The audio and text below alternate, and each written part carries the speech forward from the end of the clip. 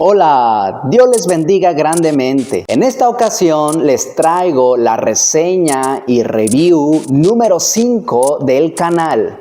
Se trata del libro Las grandes doctrinas de la Biblia. Si usted va comenzando su caminar en la vida cristiana y ha estado buscando algún libro que le ayude a conocer acerca de las doctrinas básicas de la fe cristiana, y además que sea un libro de lectura amena, fácil, este es el libro que usted necesita y hoy va a conocer acerca de él.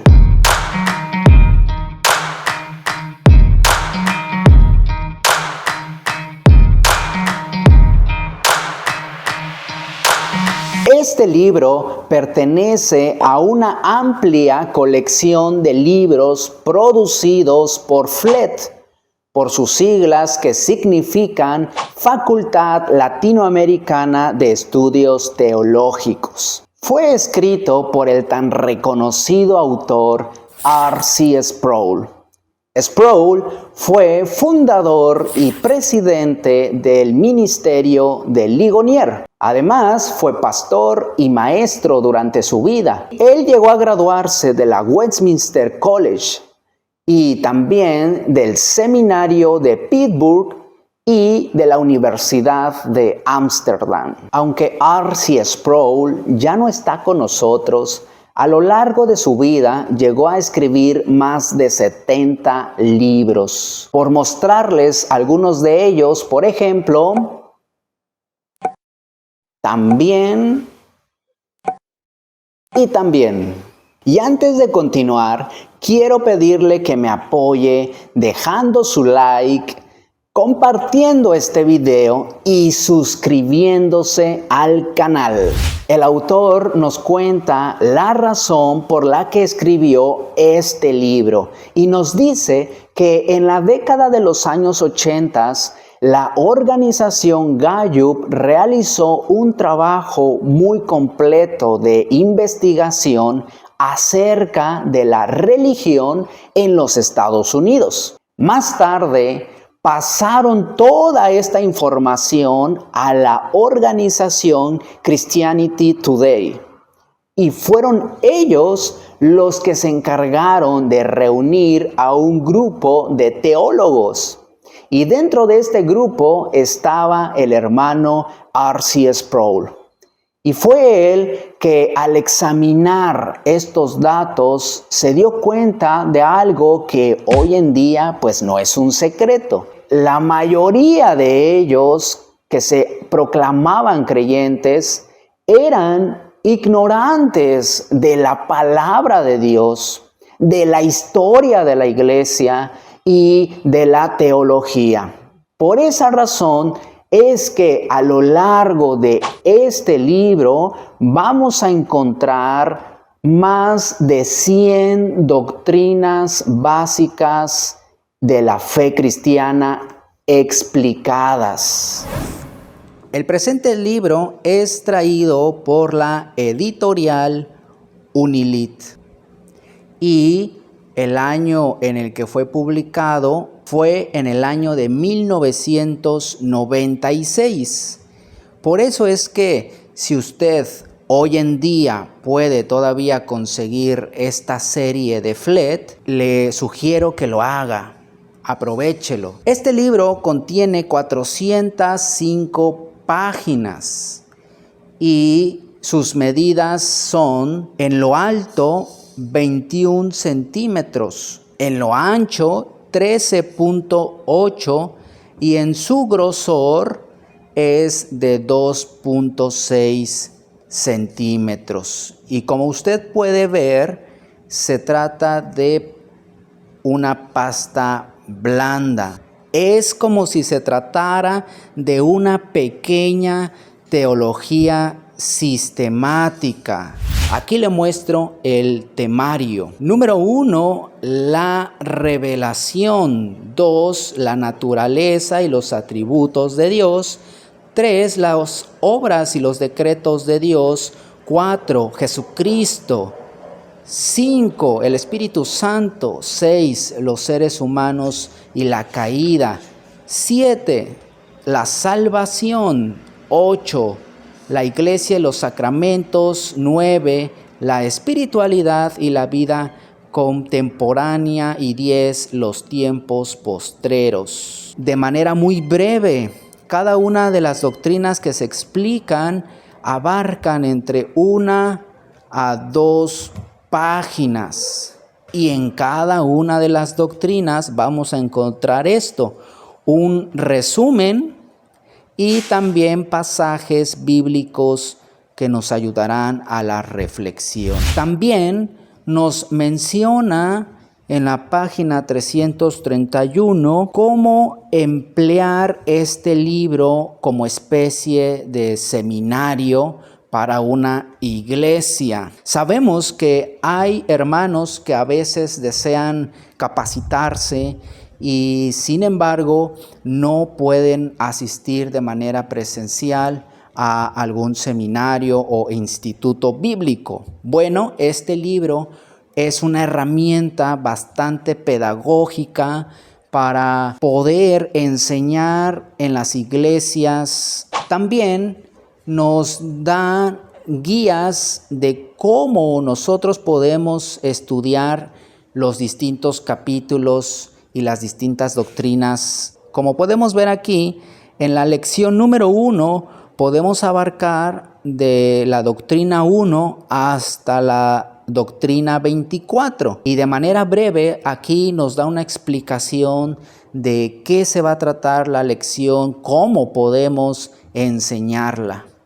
Nos ofrecen aquí algunas preguntas para abordar mientras se enseña, y también aquí algunos dibujos explicativos para una mejor comprensión. También cuando pasemos a la lección 2, a la lección 3 y así por 8 lecciones. Al final encontramos esta parte que dice manual para el facilitador. Ese pastor o ese líder, aquel que va a hacer la función de facilitador, es el que va a tener que leer esta parte, esta sección, para saber cómo emplear el libro, cómo utilizarlo. Cuando yo estaba en mi primer año del seminario, pude leer el libro de William Evans, Las grandes doctrinas de la Biblia. Luego, al siguiente año, también leí uno parecido, el de Síntesis de Doctrina de Wright. Y más tarde llegué a leer algunos tomos de Francisco Lacueva, de su Teología Sistemática. Y a pesar de que yo sabía que existía este libro, no había tenido oportunidad de leerlo. Hace unos meses iba yo a realizar un examen y entonces quise buscar y leer algún libro para refrescar las doctrinas. Y me animé a leer este. Si usted es un estudioso, un académico o alguien que ya tiene bastante camino recorrido, este libro pues ya no le va a ser necesario leerlo. Pero si usted es un hermano de la iglesia que va comenzando, o si usted está comenzando en el instituto, en el seminario, entonces este libro es el que aplica muy bien para usted. También puedo compartirle que la mayoría de puntos concuerdo con Sproul.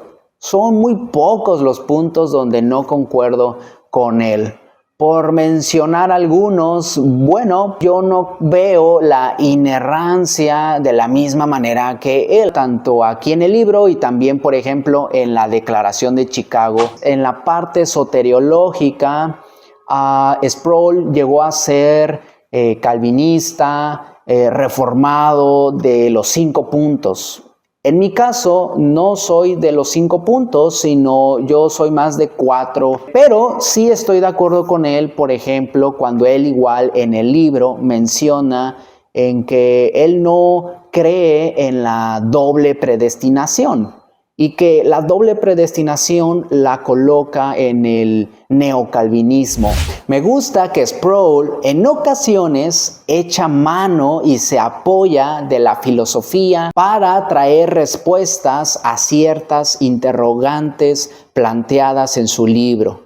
Y en otras ocasiones es él mismo el que plantea ciertas preguntas que nos llevan a nosotros como lectores a la reflexión acerca de cierto tema. Por ejemplo, cuando explica el atributo de la omnipotencia de Dios, él pregunta y dice, si Dios puede realizar cualquier cosa, entonces será que Dios pueda crear una roca tan grande que Él mismo no pueda cargarla. Concluye mencionándonos en que no es así, porque hay cosas en la Biblia que Dios no puede hacer. Por ejemplo, mentir o morir. Pero nos dice que entonces este atributo de la omnipotencia no es realmente que Dios pueda hacerlo todo, sino más bien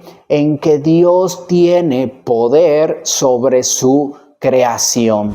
Cuando Sproul habla acerca de la composición del ser humano, él no es tricotomista, sino que él es de la posición dualista. También él toca el tema del pecado imperdonable y nos dice que se trata de aquellos que han sido iluminados con la verdad bíblica y sin embargo han de manera voluntaria decidido rechazar esa iluminación y por lo tanto pues rechazar la salvación de nuestro Dios. Suelo en mis videos mencionar si los libros que voy leyendo tienen conceptos, definiciones, temas, palabras complejas y siempre les advierto, ¿no? Para que usted que va a decidir si va a leer o no tal libro, pues sepa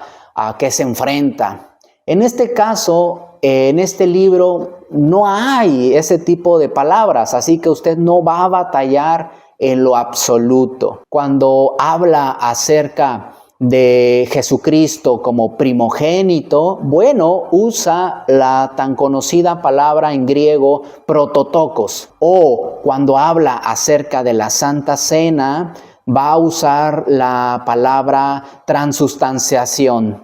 De igual manera, a veces no todos saben de qué se refiere, pero el libro pues también lo va a explicar. Por esa razón es que al lenguaje académico con el cual yo evalúo este libro es un lenguaje muy sencillo.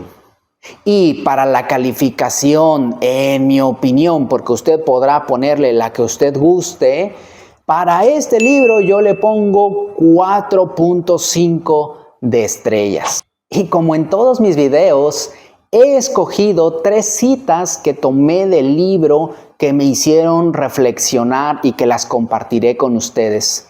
Pero si usted ya tiene este libro, le animo en que lea la primera sección donde Sproul nos da 10 notas de las causas del por qué no hay madurez espiritual. Las 10 notas son sumamente recomendadas. Realmente creo que fue la parte que más me gustó del libro. La primera cita dice: con frecuencia suelo sorprender a mis estudiantes en el seminario cuando les digo que los errores teológicos son pecados. Este cargo les resulta demasiado fuerte, ya que presuponen que no puede existir ninguna culpabilidad moral si alguien comete un error. Yo argumento que la razón primaria por la que malinterpretamos la Biblia no es porque el Espíritu Santo ha fracasado en su labor, sino porque nosotros hemos fracasado en llevar a cabo nuestra labor. Segunda cita: no puede haber nada en mi corazón que no haya estado primero en mi pensamiento. ¿Cómo es posible amar a un Dios o a un Jesús del cual no comprendo nada?